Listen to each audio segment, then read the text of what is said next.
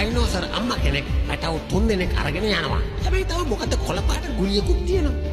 ඔය කොළපාට ගුලිය අපේ යාළුවෝ වෙන්නේ නැති. හැම දෙයක්ම කිව්වේ සලකුණු වලින්ද? අනේ නෑ විකාරද? මං කලින් මේගොල්ලෝ එනවා දැක්කා. හලෝ. දැන් මට මේ කතා කරන්න වෙලාවක් නෑ. ඔව් බිසි මම මේ මැරිච්ච සතෙක් හොයනවා. ඔව් ඒගොල්ලෝ මගේ පස්සෙන්මයි. එයාලා හිතන් ඉන්නේ මට පිස්සු කියලා. දැන් අපි මේ මරණේ සානුවට ඇතුල් වෙන්න හදන සිග්නල් නැතුව කට්ටිය මෙසේජ් එකක් තියන්න.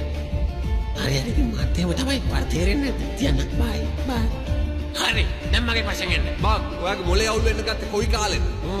මීට මාස 3කට කලින් මං දවසක් උදේ හැරෙනකොට අන්නාසි ගෙඩියක් අසාද බැලලා. ඒක කැත අන්නාසි ගෙඩියක්.